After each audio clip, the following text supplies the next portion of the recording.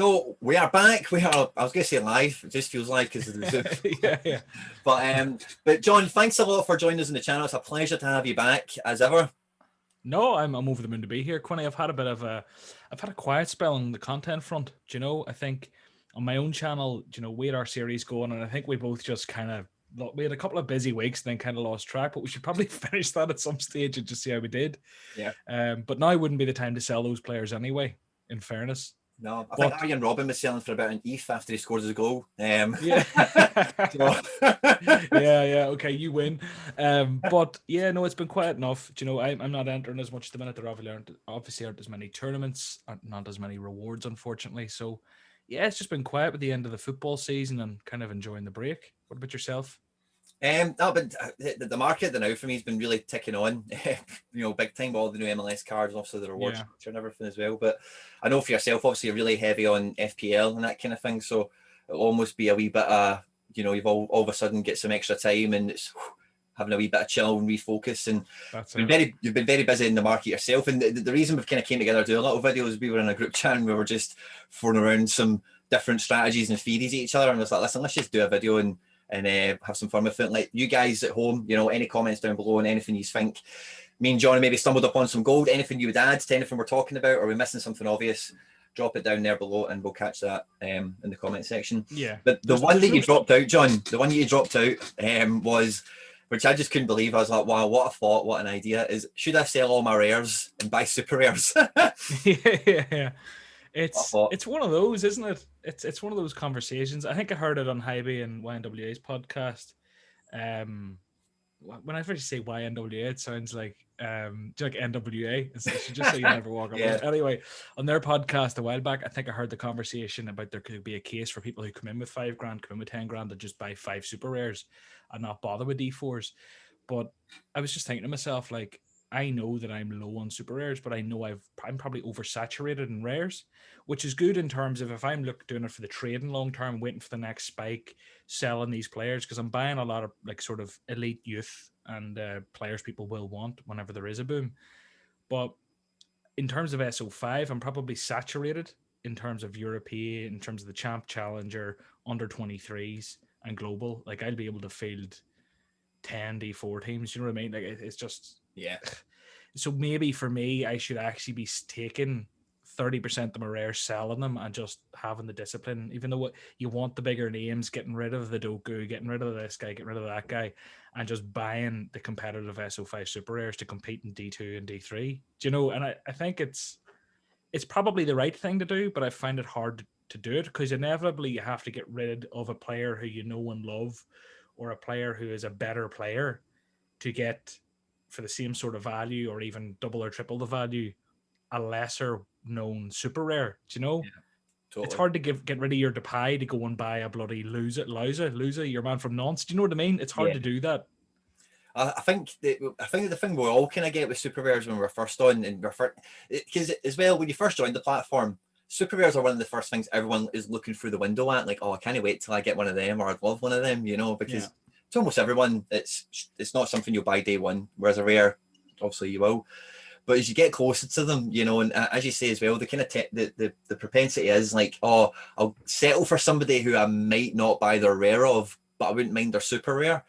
And it's a tough kind of balance to strike, because if you wouldn't buy the guy's rare, and I've actually just had a little experience this for myself, where I've bought like 2 or 3 super rares recently, and I've been able to, I've owned their rare for the last like 8 months or something, and I've actually found that experience like really quite satisfying, because not satisfying is probably a good word, but I feel quite confident when I do that, because I've already had the guy for like 8 months. I know what he's made of. I know what the rotation policy feels like, and that kind of thing. What I find myself doing with the super rare, sorry, Quinny, is quite often if I look at a player or there's a youngster who someone's touted to me, thanks to everyone who messaged. I don't know if you get this, Quinny, because we make a bit of content. People message you like, here, you should look at this guy. I've got sent some absolute gems. And then some of them I don't end up buying and they boom. And you kill yourself. Anyway, whenever I look up one of these youngsters or a player who's a bit under the radar and he's like, like under 0.1 ETH, like a not 0.08, not 0.06 type of guy, I'll be thinking, right, I could buy that. His super rare is probably cheap enough. And then I'll go for the speculative super rare that's maybe 0.4, 0.5. Yeah. sometimes, and I mean it's not every time, but I mean I think because if you try and you need to kind of stay ahead of the curve, otherwise you're just paying through your teeth, I find. And the other thing is, and something that I'm maybe not sort of accustomed to yet, is it's a different type of negotiation, because the recent sort of comps or the recent sales won't be there to compare with. The change in ETH, the change in demand, the change in everything, it's so hard to legislate for that they'll just have them on the market for 0.2, and they'll be like, well, cheapest on market, or they'll have it on the market for 2 ETH. That's like the cheapest on market's 2 ETH, and he sold for this 6 months ago, whenever ETH was worth fuck all, and he's kind of like, here, give me 1.5, and you're like, this is a 0.6 card. Do you know what I mean? And then they're not going to come down by like an ETH on what your valuation is. So I'm finding it really hard to negotiate super rares, and it's what's kind of put me off a bit. The secondary market is very tough for super rares, you know, like I've all the kind of joy, or a lot of the joy, I should say, I beg your pardon, that I've had from super rares recently has been from auctions. But one that I got a great price. I got a 2-row Osaka in super rare, which is a rare I've had for ages. Since I've got him, he's had a really crap season, it must be said, right? So I'm not holding this guy out as a great buy or whatever. But I got a super rare from a guy who had won him and had no use for him. He listed him at a really fair price for an SR, and then I just shot my direct offer that was a little bit below it, but it was convenient for my wallet balance to then be left with a nice amount, you know, like a quarter of a coin or, you know, whatever. And he accepted it right away. So I think in the secondary market, probably what we're all going to come accustomed to, the deals we're probably going to find are going to be from rewards that are unwanted, because most guys that have bought from an auction, their intention is to flip it, you know. And when that's your intention, you've got a bit more patience and you're probably a bit more stubborn. Whereas if you win the thing and you're not really fancying them, you want to liquidate, you know. So with the increase in super rare payouts we're getting, that could be something. Do you know what I don't know how proud I am of this. Me and Pawel are best mates, Quinny. I've got a great working relationship with Pawel. Me and Pawel, we have a cracking relationship. I shafted him on the day of the panic whenever ETH crashed. I got Charles de Ketelaere, the youngster at Bruges. I picked him up for like 0.125, which was a bargain like at the time. Nice. And I've done a few other wee deals with him, but recently I got a player off him that I wanted, and I sent him all my shite. Like, I mean, all the shit I didn't want, all the 0.2 or like 0.02, 0.03 cards. I sent them about 5 ETH, or like not 0.5 ETH's worth, added little bit on top, and got a few players I wanted. I tell you what, he can be a fair man at times. He drives a hard bargain, and he doesn't really like you messaging him, but I kind of think of him as like the grumpy old man that can sort you out sometimes, you know. I try and be cheeky with him and act like he's my mate, and I don't think he likes it. Pawel, if you're watching. Well, I've done some good deals with the man himself, you know, throughout since he's been here. When he first joined the platform, I think everyone thought he was a wee bit much, just because he was coming into the Discord like, I'll buy your gallery at 60% value. 60%, yeah. Deal with it, you know. If you, it's not your cash out if you want it, like, yeah. I'm saying it, and you know, I was end it, and I managed to get like Stefan Ruffier retired on Wednesday, and I got him the Pawel on Thursday, you know. yeah. So, you know, he does okay. And he did me a good deal. My super rare Renato Sanchez came from Pawel. I got him for 0.06 or something. So I got a good price on that.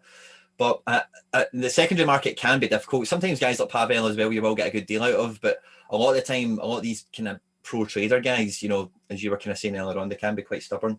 When you kind of said that in the chat, but in terms of like getting rid of rares and picking up SRs, I was thinking to myself, you know, D2 has become so like competitive, so exciting, you know, on all levels, you know, like for the payouts you can get the ability to get those types of super rares for, you know, the place. It's hard to say everything because the thing is flexible, it's fluid and flexible. So when there's more fixtures, there'll be more payouts. And I can't wait to see how many payouts are going to be. And I think when the penny drops for a lot of people, that how much is available at that level. A lot of these super rares that I'm picking ones up at 0.3s and stuff, you're probably the same, or you know, you've probably seen them.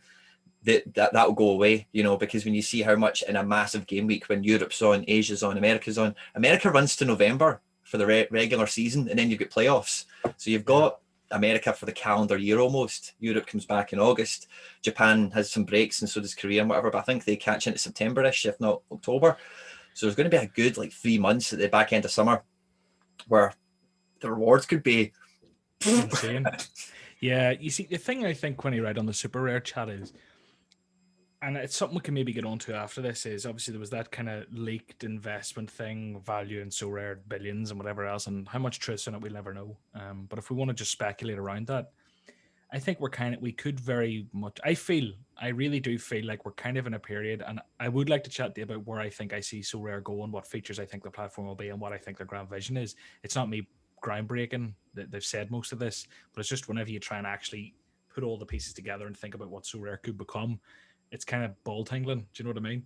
So, Yeah. but with that in mind, and the amount of users they're touting and potentially looking at, a 1 of 10 in any given season, when you think of how scarce a super rare really is, I think we could be in the last few months. Maybe it might be the last year. I don't know, but I feel it's the last few months. I think they're really going to push next season, World Cup the year after. Right there. Yeah. The Euros has thrown me off because it's a year late. World Cup the year after, all this sort of stuff. I think they're really going to be putting the foot in the throat. They've had investment to start realizing coming out the back end of COVID. Do you know what I can't wait for? Quinny, side note, the big SoRare party somewhere at some stage in Europe. That'd be good fun. But what I'm getting to is the last few months, this could potentially be, and this is how I'm viewing it, to really pick up some decent super rares at a sort of reasonable price. What I'm basically trying to say is I almost feel like if you're playing on a very small budget, this conversation's maybe a bit sort of pointless for you. But what I'm saying, for where we're at, Quinny, I think this could be like not our last chance, but one of our last chances to really become a whale account on SoRare, or like a big account going forward. And for people who are dabbling with rares and debating super rares could be out of reach very quick. And that was about a 5-minute spiel where I touched on a bunch of topics that weren't what I was trying to say. But basically what I'm saying is I do think super rares could go out of reach completely very soon. Totally. If SoRare does what they want to do, do you know? I've kind of had that fear with super rares probably since like December, November last year. You know, like I'm not going to remind everyone the story. You've probably heard it too many times. But when I went for the SR Goretzka, when I got the SR Hakimi, I got that for 0.7. I could not believe my luck. I was like, I cannot. But you know, that type of card, like I've had like 2 people message me. Oh, would you sell it? Like a guy like that, I'm never going to be able to get another super rare Hakimi like from auction. I've just not got. You know, the fight is too powerful at that level. People, even the price of ETH as we're recording is about 1800 or something. Those types of super rares out of season. Laturo Martinez, if that's how you say it, auctioned about a week ago for 3.5 ETH, you know, which is about, I don't know, about $6,000 or something off the top of my head, maybe 7. And that's out of season now, you know. So those types of super rares, you know, they're never going to be coming round again for like a air quote affordable prices, if that makes sense. Because as you say, the 1 of 10 is so underutilized at the moment and understated in the market. And as the user base grows and the game gets much more powerful for those cards, which I think the iteration we've been exposed to so far is definitely going to offer. And I'm I've been in fear of that for ages, that you know, super rares become cheap uniques, which some of them are, you know, but as a much more as a kind of broad stroke on the scarcity. It's one of those, I think, like, I keep thinking about like the divide there is. I keep seeing it on Twitter and it's doing my head in. There's just any platform you're in and you think everyone's friends, there's always friction. And there's a lot of friction between the big accounts and the small accounts. And I know there's a lot more to it, but like there's always going to be an elite sort of division, which is going to be Division 1, right? And there's always going to be a Division 5, Division 6, Division 10, maybe one day. And like everyone's just going to play on their own budget. And it's kind of like, do you know, it all depends on people's situations. Like for these ridiculously rich people, winning a rare card isn't, you know, like certain divisions won't interest them as much. They're always going to want to compete for bigger prizes. So I think for SoRare's health, they need to have very big prizes at the top. Otherwise, the wheels just don't play. Like, why would you stick millions into a platform to win cards that are worth less, or like less cards? Like they need to have sufficient prizes to drive that. The investment. I don't know, Quinny, why I even brought this up or why I'm going here, but like it's kind of been breaking my head the last week or two when I start thinking about how SoRare like keep everyone happy or how you do it. What's your kind of vibe on the kind of wheels versus average Joe? Well, it's really funny you say that, because I was on a podcast earlier this week with 242, and that was meant to be the whole discussion topic. I think I listened to a lot of it. And I haven't finished it yet, but I ended up like I ended up going off on tangents. We didn't really talk too much specifically about maybe some of the kind of harder points on it. So it's probably good you brought that back up. But I think the friction is never going to go away. But I think what it really kind of stems from is like, it's such a vast disparity between like, you know, like this guy over here and this guy over here. It's barely even the same game for a lot of instances. Yeah. And when that can be the case, and there's less, and let's call a spade, you can look at the numbers on SoRare data and all the rest of it, right? But it's all about competition entries. If there's around 7,000 active users, and that is a really small amount of people in the kind of scheme of things that we're talking about here, for like maybe 8 of them to be wildly like beyond, you know, you're not able to touch them in so many ways, and for them to be so close as well, because you can see them in the leaderboard, they'll still play in D4, you'll still find them in D3s. I think it's just that such close proximity for a small amount of people is the main kind of thing. Do you think they should be limited to, like, if you're in D1 you can't enter D4, if you're in D2 you can't enter D5, or like a 2 division sort of, like you can enter like D1 to D3 or D2 to D4, D4 to D3 to D5, or like, would that sort of thing ever work? Do you think there is a bit of, do you think people get pissed off because they're trying to grind ETH in D4 with the chance of a win, and then someone might be chucking a rare Bruno into D4? Do you know what I mean? Or something like that. Is that, do you think, where a bit of the friction comes from? Well, as it stands now, like my main objective, like I just try and put myself in this kind of situation, is I would love there to be a D5 and a D6. So I could, like yourself, I've got enough rares where I could put like, if I know that team's not going to do very well, I'll just put them out, and if they hit, they hit, and if they don't, they don't. And I'm kind of almost getting to the stage now where I'm actually treating a lot of D4s like that. And I think these much bigger accounts already kind of behave that way anyway. It is just like odds and sods. Who's got the best last 5 average I'm not using? Just you go over there, you know, kind of thing. Whereas with us, with us and even smaller accounts, like when you are putting in that D3 and it's like, it's your whole week, you know, it's your best 5 cards. I just got this guy last week. I've had this guy for 2 months, been waiting for him to come into this form. You know, he's just about to go off. I've got captain him, the goalkeeper, blah, blah, blah. And then 20 points ahead of you is this shrapnel team from an account that's got 500 cards. And it's just a wee bit kind of deflating, because you are putting so much in, and then to have in the same competition someone who's just like, just drop these cards in there and see what happens. It's a bit... It's so tough for me, because you have to promote big accounts as well. You have to promote people holding thousands of cards, because that's good for the platform in terms of scarcity, in terms of like bigger accounts, in terms of just people investing money. You know, you want to promote people wanting to buy more cards. The minute no one buys any more cards, the platform fails. So unless you have new users, you know, so you want people constantly buying cards. That's what you want. Yeah, a big part of the card value is in the utility. So the utility has to be worthwhile, you know. It's a chicken and egg thing. They have to go, you know, what comes first? You need them both, you know, kind of thing. But I've kind of thought to myself over the last couple of weeks, sometimes like, would I take a bar on D4, like, you know, and I can only do D3, with me then knowing that other people that are playing D3 are also the same? I don't know if that would make it much more competitive, because people then would be like, well, this is the division I'm pouring everything into. Whereas some people will do that, then they'll go back.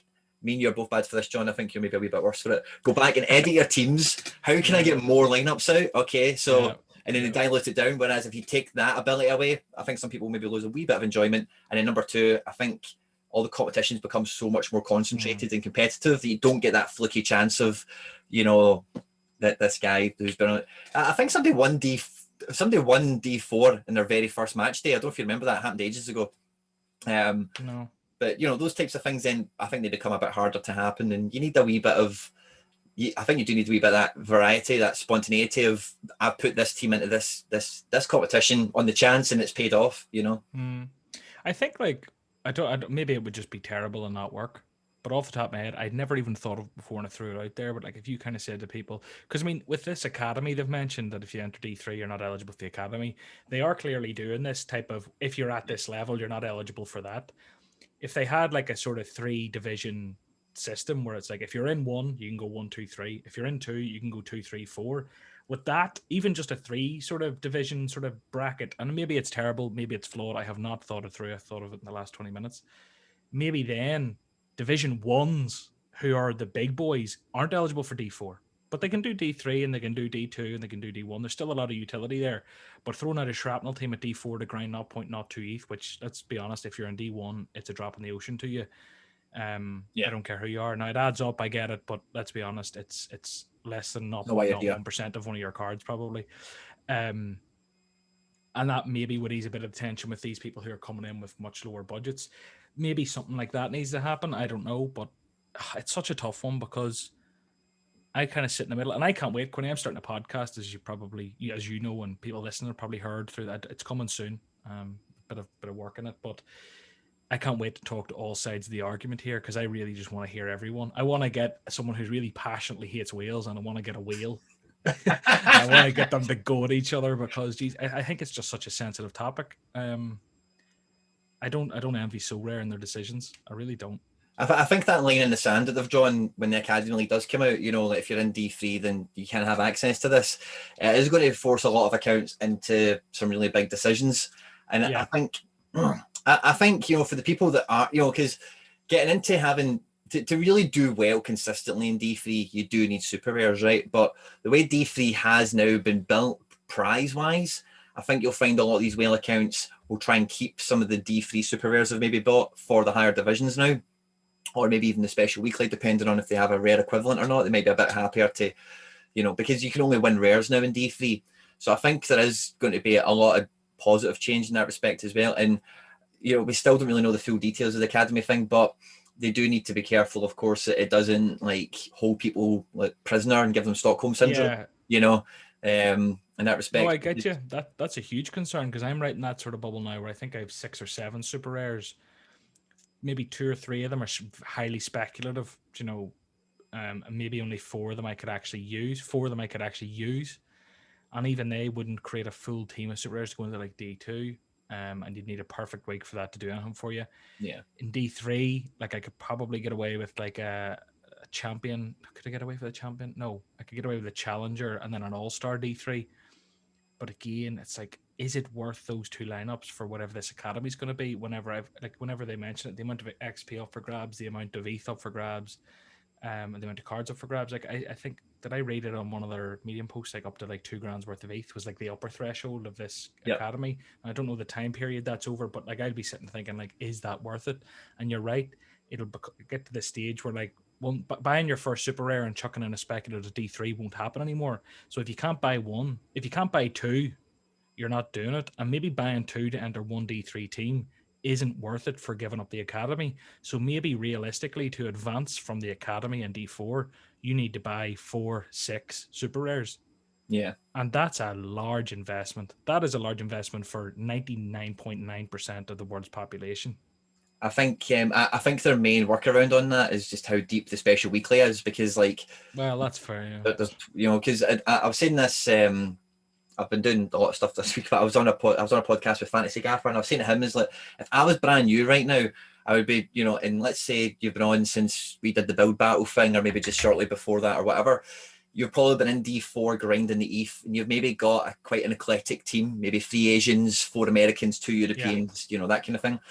The special weekly is the next thing I would be trying to aim for. So if I had let's say for example, I've got 6 Asian players and they're all in Japan, and the next special weekly that comes up is Japanese only and average score under 40 or whatever, there's a good chance if you're in that situation, maybe 3 of the 6 Asian cards you have probably tick that box.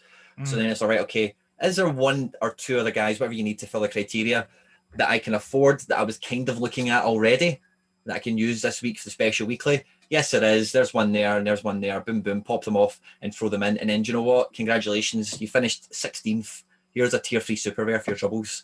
There's you got 1. Off you go on your merry way. Special weekly comes back round and you can maybe copy paste that situation again. And then maybe by the end of the season, you get 6 tier 3 super rares. Yeah. Yeah. No, maybe. It's a headache.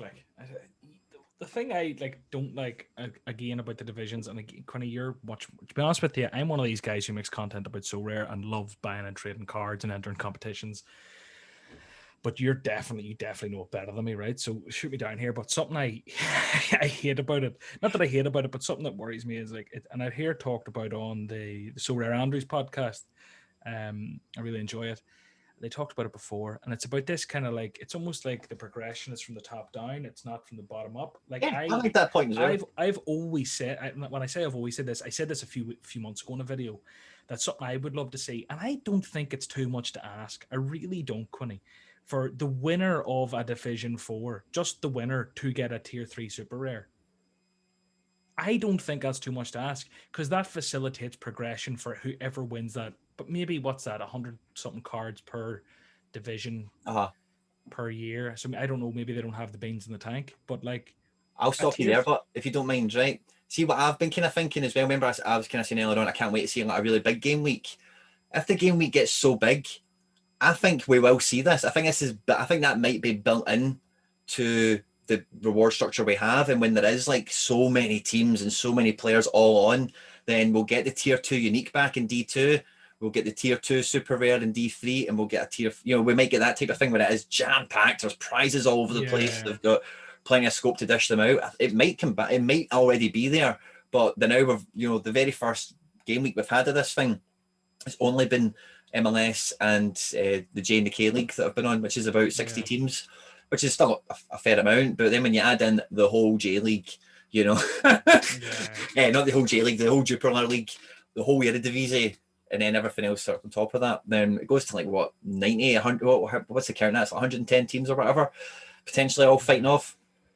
And then I just think it's nice to facilitate that progression from the ground up. Because you can be like in the rookie league, you could win a rare. Now it was rare, but you could do it. And I'm sure in this Division 5, Division 6, whatever happens to come, or this academy, sorry, whatever happens to come.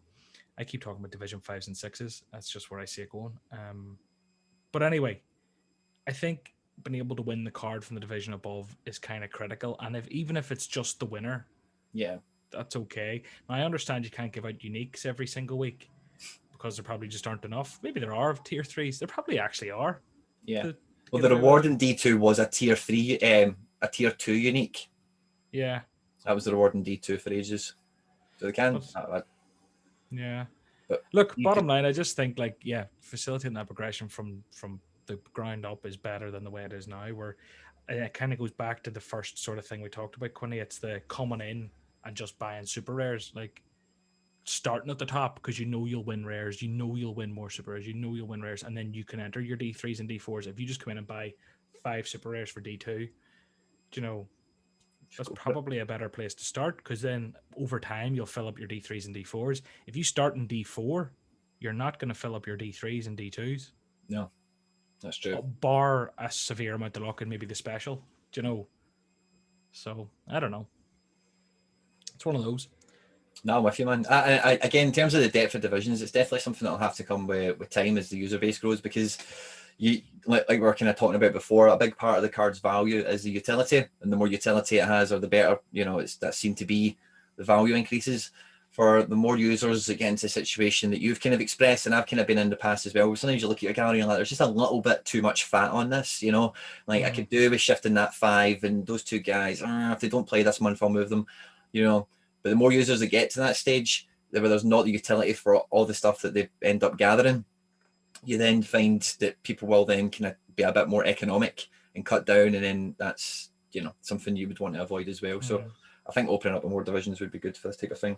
But in terms of building up, like you're saying, and when I won D3 and I get the super rare, I was quite chuffed, right? But I remember getting really high one week in D4, and I didn't win anything great. I thought you were talking about like smoking weed for a second. I remember getting really high one week, and I was like, all right, Quinn, just keep this PC, mate. Fuck's sake. I didn't quite win anything, but I remember the penny kind of dropped. This was donkeys ago, but I was like, it is kind of shit that you can't win a super rare in D4, because as I said previously, you could get a unique at D2, super rare at D3 is fine, but you should at D4 level, you would definitely expect that to come. Even just a wee tier 3 super rare for the winner, it doesn't need to be on how much. I just think it gives that there is the potential that you win a super rare to have a card to compete higher. And maybe if it's tier 3, you won't be able to compete with it.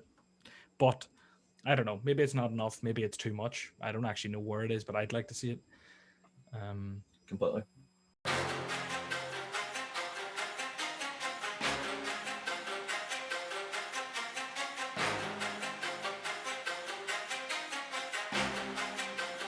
Time.